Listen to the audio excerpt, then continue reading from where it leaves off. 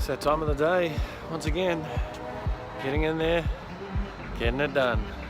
Why? Because no one else is going to do it for me.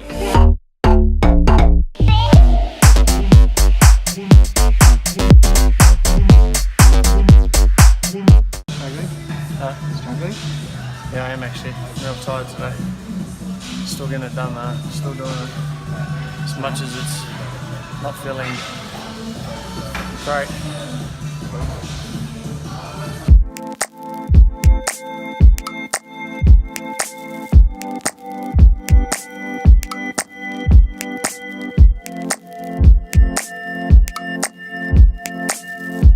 If we're going to do this, you want to set it up so there's multiple apps being able to be created. And that's the thing of setting up another company. There's a whole heap of things that need to go on just to even manage that for its term. And that's just what happens naturally. Get the first one done, and then it's like, cool, what's the next one? And I know in the fitness space, it's definitely going to be a hot one. We've sold tens of thousands of workout programs. So I can only imagine the app as well. And if you look at what's hot right now in the market is it's obviously the apps, people on their mobile phones. So we need to really jump into that swimming pool right now and start swimming. I reckon the name will probably come out of the community anyhow. It's a good thing about being able to survey your community. You can get data that and you can save bandwidth for yourself as well. I've alluded to this many times. It's like Apple, Samsung, Nike, all of these companies are what are they? But the more you say it, the more it becomes real. I like the name something around kitchen. Like when we renamed our app. We originally called it the Meal Plan and Recipe Sharer app. That's what the first version was. And then the second we called it the Fit Chick Kitchen, which was just tapping off our Fit Chick brand. But using the word kitchen maybe in it could be a cool thing. But like I said, I think what we'll do is put out some, put into our community, and we'll just see what the masses decide. All right, there we go. Full steam ahead. The app is, you could say the app is officially underway. Coming to a mobile phone near you.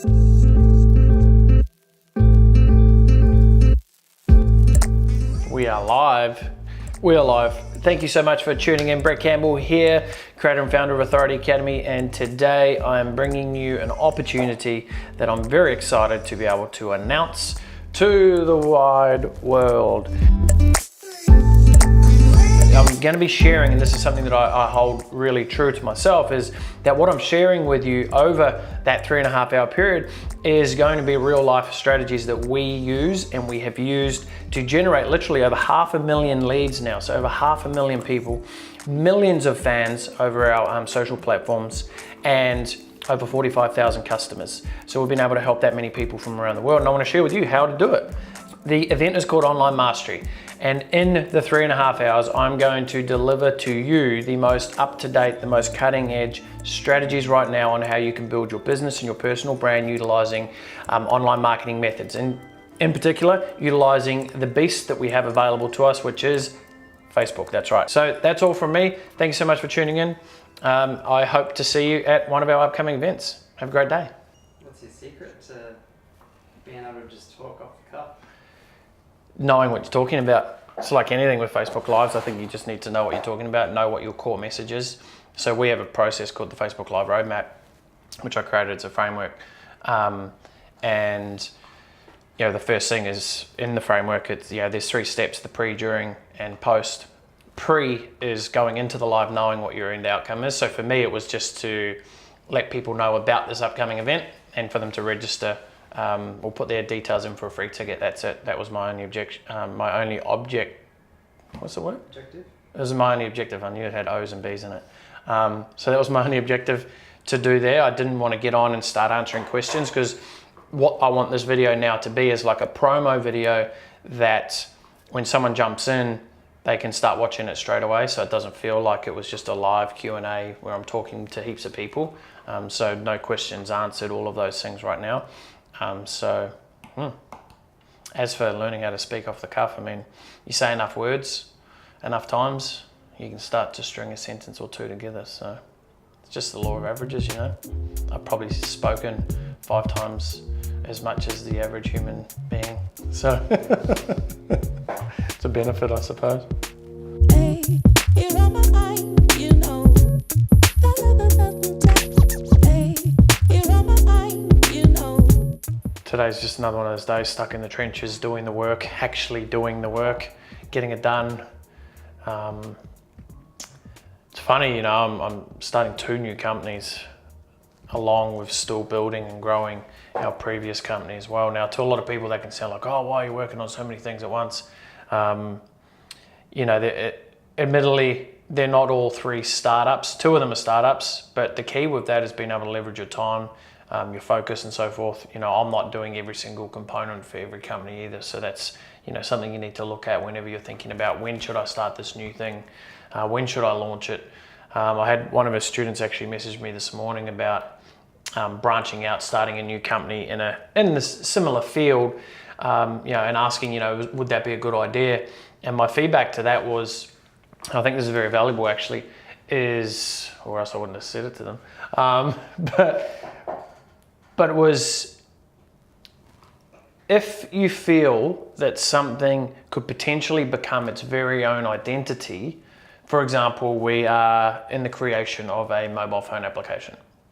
Now, we could have put that under our current company, or because we see it being its own entire beast within itself, so I can see that 2-3 years down the track that it's going to be its own entire beast. We want to get it set up from the start and owned from the correct entity first and foremost. So unless you can see this thing becoming huge, or there's, you know, from a legal perspective, you have to, you know, set up a separate identity or a separate company, then you just need to weigh up those opportunities. You know, you need to weigh up the opportunity cost to it. Because again, you know, when you've got multiple companies, you've got multiple taxes you have to do, multiple, you know, upkeep, bookkeeping with all of that stuff. Now, again, at the end of the day, if you're running a company, you want it to be making money, and bookkeeping shouldn't even be an issue. But sometimes it's not a matter of just going to start a brand new company just for the sake of it. A lot of the times you can consolidate it under the one roof. Hey, you're on my mind, you know. Yeah, look, 90 minutes is fine, because I know in the email you said after the break you're going to get them to do the live, so you don't want me to do that as part of, you want Scotty to run them through. I'll just be able to finish on that. So that's probably more so. It's just for the positioning of when you wanted to actually do that part of it. So cool. All right, done. Well, I'll see you all tomorrow. Looking forward to it. What's happening tomorrow? Just doing some final preps for tomorrow's session. Speaking at a friend's event, and just always wanted to double check and just refine exactly what the flow is for tomorrow, so I can make sure I can incorporate the best of the best for them. So probably 15-20 minutes of great education every day, you know, these days. Good.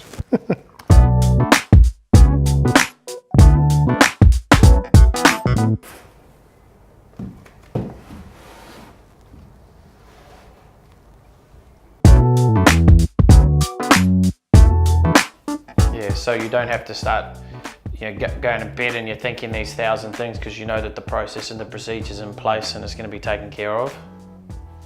So that's good. And even more so, like we're in a process, you know, at the moment of onboarding new people as well in different roles, and it all comes down to just making sure that, you know, yes, you have a customer's perfect journey, but what's your team's perfect journey as well? You know, like imagine you starting in a new role. You know, what's the first day look like for you? How do you know what's going on? Because in our heads, it's easy. I mean, you know, we can go, oh, this is how you do it, and you show them, and then they forget how to do it. You're like, oh, what? How'd you forget? It's like, well, they've only done it once, or they've been exposed to it once. There needs to be a procedure in place. You know, so that, and the other thing is so that if this, you know, person does no longer continue with you, it's like you don't have to go and do the entire process again. You've already got the foundations there, so that's great. Good to hear. Yeah, Yeah, just say, look, while I'm doing this, while I'm just filling out the paperwork, here's another, here's a document that has a list of our frequently asked questions that most people ask.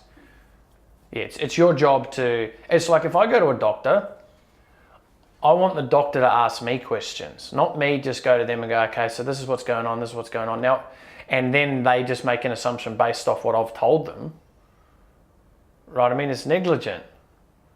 So a good doctor will ask you a question until they really get to the root cause of it. Same thing with you. Now, obviously you're not a doctor, well, you're a solar doctor, right? You need to ask the questions to find the best results. It's like in the health and fitness space, there's not many trainers that go through in a really detailed fashion of, lines of questioning. It's like, do you have any injuries? No, cool, okay, bang. And then all of a sudden, what they forgot to ask was, oh, did you have any injuries, in the last, 20 years ago, did you have something? Oh, you had a major car accident, which did this, did that. But because people aren't aware of it right in that moment, it gets crossed over, it gets missed out. So you as the professional needs to ask the right questions, the questions that they don't know that they need to know. If that's how many you have, yep. I mean, if you have 100 frequently asked questions, write them out. If you got 10, write them out. And then what you can do is you can narrow it down, go, what are the most common? And what are the ones that's going to have the most impact when someone reads it?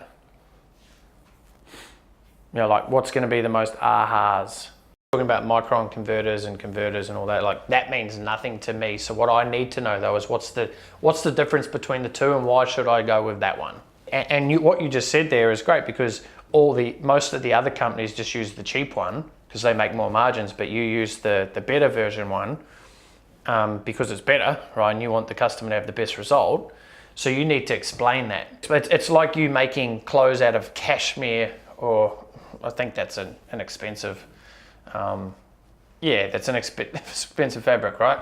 So if you're just making it out of cotton, but someone else's is cashmere, and I'm selling the cotton t-shirt for $10, but it's the same black t-shirt, the cashmere people need to be pumping the fact that theirs is $80 because it's made of cashmere. And you need to speak it in English terms, right? I know we've had this chat a few times about how do you take the language that you think is second nature, and then how do you make someone who has no idea about any of that, how do you make them understand it?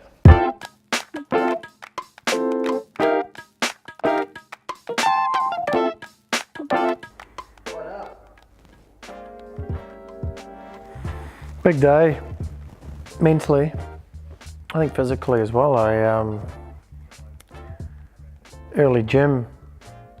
I think I felt it this morning when I woke up. I had a real shit sleep last night. And I was even contemplating not going to the gym, but still made that happen. And then,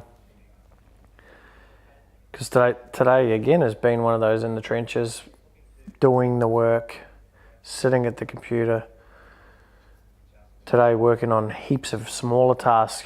Generally when you're working on a particular task, just one thing, 6-8 hours can go like that. When you're working on dozens of smaller tasks, like putting out the little fires, it can feel like I've been working for 24 hours. So I'm pretty exhausted actually, I must say.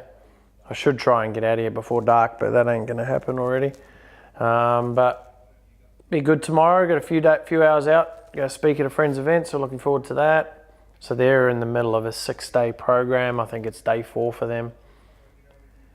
Got some awesome social media strategies I'm going to be sharing with them. They're all coaches, so learning how to become an actual coach. So they're actually learning the how-tos of being a coach. They haven't just learned something and now they're teaching someone. My friend's teaching them the actual, behind the scenes how to, exactly what you need to do to become a good coach. So I'm going to go in and share how do you then go and get clients doing it. No, it'll be amazing. It'll be fucking good. Looking forward to it. And we're locked in another speaking gig next week. If you're watching this and you're getting some value out of these daily vlogs and you're looking for a great speaker, I don't know any.